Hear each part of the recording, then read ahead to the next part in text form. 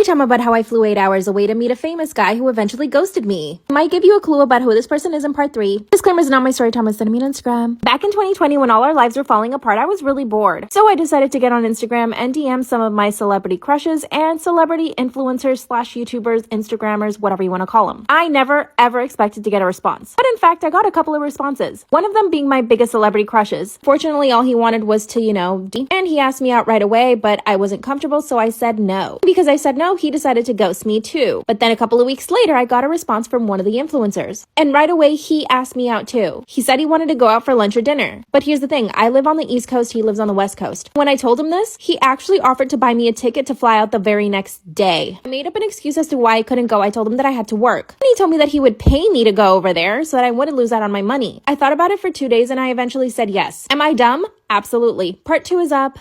Story time about how I flew 8 hours to meet a famous guy who eventually ghosted me. I will give you a clue of who it is in part 3. Disclaimers not my story time, was letting me on Instagram. He offered to give me the money that I would have made at work and fly me out there. Thought about it and I said yes. By the way, I'm 24 years old. I didn't even tell my parents that I was gonna do this. Made up this whole story about how I won a giveaway and I was needing to fly out the very next day. But here's the thing. The influencer asked me if I could put the flight on my credit card. That once I arrived to LA, he would give me the cash in person. God, how could I be so stupid? I packed my bags and chose my best outfits. I even went to the salon and got my hair done and refreshed my eyelash extensions. So I spent like $400 that day to get ready to go. I called my job and told them that I was sick and that I wouldn't be able to go to work for a week. And the very next morning I got on the flight, which happened to be delayed. So my whole travel time was about 9 hours. We did exchange numbers, so I texted him when I landed. He messages me back saying, "Awesome, let me know when you're in the Uber," which he had told me that he was gonna go pick me up. Gave me an address which I assumed was his house. But when I showed up, it was a party, like an influencer party, and he wasn't there. Part 3 is up.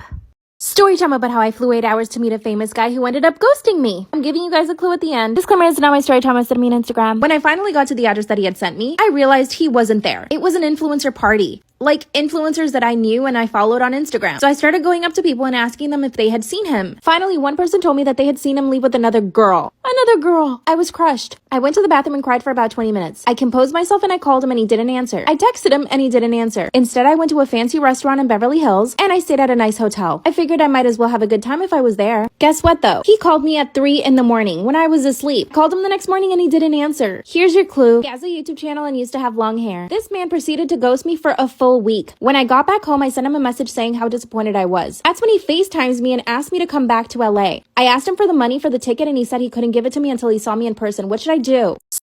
Am I wrong for trying to talk my friend out of taking a paternity test? My friend Nick and his wife Jessie just had a baby. I'm close friends with both of them. The baby looks just like Nick. There's no question they are related. One of Nick's friends is a bit of a weird guy and he brainwashed Nick into wanting to take a paternity test. Nick asked my advice on how to bring up this topic with his wife Jess. I was shocked. I thought the relationship was good and they trusted each other, and the baby looks just like Nick. I started asking Nick questions as to why he thinks Jess cheated. What did she do that made him suspicious? He admitted that she didn't do anything, but he needs the test to be certain. So I told Nick that it's a bad idea and could really hurt Jess. She had an extremely traumatic birth, the baby was huge, she didn't get an epidural, and everything ripped. I think she might even have postpartum depression. What she needs is support and love and not accusations of cheating. He kept saying that he needs this to be certain and his wife should be understanding. So I asked him how he would feel if his wife asked for a paternity test for him and Anna's, his female best friend's baby who was born last year. He said he would be really disappointed and just, and it would make him rethink their entire relationship, possibly even break them up. He said it's different because Jess doesn't have to spend money on and raise Anna's baby, thinking it's hers when it might not be. Nick is now mad at me for not supporting and helping him. He says that I'm a woman and I can never understand how it is to the father and I'm not even trying to understand it. Which is partially true. But I can say the same thing about him, that he is not even trying to understand how it is to be the mother to be basically accused of cheating after such a traumatic birth. I used to work at a grocery store with this guy named Nick, and one day a man who we'll call Devin walked into the store, flirted it up with me, and left. And Nick said, "What's the deal there?" And I said, "That man keeps asking me on dates and not kissing me. Why won't he kiss me, Nick?" And Nick and I just sat there like two detectives thinking, "Oh, how mysterious. Why won't he kiss her but keep asking her on dates? What could his intentions be?" And Nick said, "Well, I noticed he had a beard. Maybe he's waiting to shave the beard before he kisses you." And I said, "No, I love the beard. He knows that."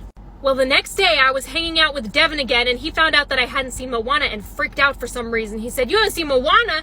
You have to see Moana. You're coming over to my place tonight to watch Moana." And I was like, "Okay, I'll come over to watch Moana with you." We got to Devin's apartment, and Devin's roommate with the roommate's girlfriend were both sitting on the couch when we walked in. And Devin said, "Oh, guys, we kind of wanted to use the living room to watch a movie. Is that okay?" And Devin's roommate just stared him down.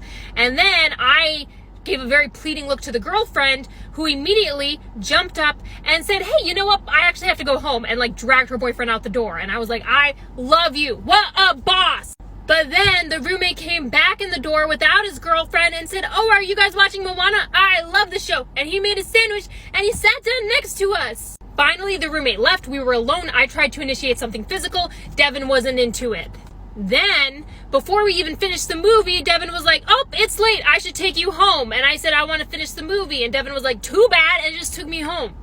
He walks me to my front door. As I was walking in, he grabbed my arm, spun me around, and kissed me. And I was just like, wow.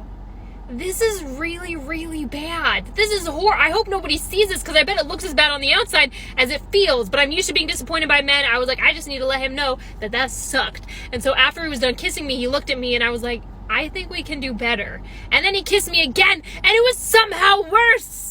The next day, Nick and I rendezvoused at the cash registers again, and I told Nick that Devin was a horrible kisser. And Nick said, "Do you like him?" And I said, "Yeah." And Nick said, "Well, then don't worry. I've taught so many people how to kiss. I can teach you how to teach him what to do." So Nick imparted his wisdom onto me. I was imparting it onto Devin without him knowing.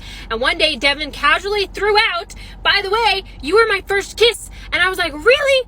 Wow, that is awesome. That is so cool. Cool. And Devin said, "Would you calm down? It's not like you could even tell." And I was like, "I could tell you were bad, bro," but I didn't say that. I put so many hours of boyfriend training into that guy, and then one day I went to meet him at his apartment for our regular Sunday brunch. Some teenage boy answered the door, tried to kiss me, and I was like, "Whoa, underage child, I have a boyfriend. He lives here." And then we just stared at each other, and I was like, oh no. It was all part of his master plan, I suspect. I taught him how to be a boyfriend. He shaved his beard. I broke up with him. He started dating his coworker, and now wife right away. My boyfriend got another girl pregnant and I don't know what to do. My boyfriend and I have been dating for 6 months now. I've fallen more in love with this man with every passing day. I love everything about him, but we've run into some problems recently. Big problems. One day he comes at me with the classic, "We need to talk." That's when he told me he got another girl pregnant when we went on a trip to LA a little before we became official. He explained that she's already 7 months along and she just decided that she wanted him to be there for the birth and for him to be in the baby's life. I couldn't believe what I was hearing and I was silent for a few minutes. He just sat there saying how sorry he was with his hands covering his face.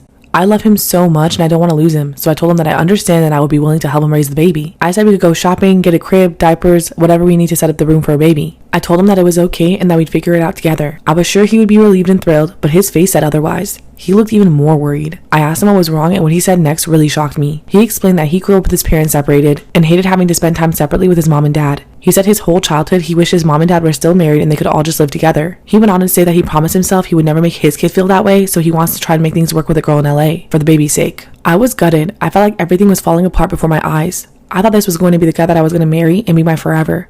I wanted him to be. I tried to convince him that we could make it work and that this kid would have a good, happy life. I convinced him for hours and he finally said to let him think on it. That was a month ago. Since then, I've still been living at his house, sleeping with him, cooking for him and everything. But what's really bothering me is that he's been going down to LA to get things ready for the baby's arrival, or so he says, and is staying at her house for 3 nights each time. He still hasn't given me an answer if he's going to stay with me or move on and try to make it work with the other girl. I'm trying to be patient and give him time to think, but I can't shake the feeling that he's just using me until he's ready to leave and move to LA to start his real family. What should I do?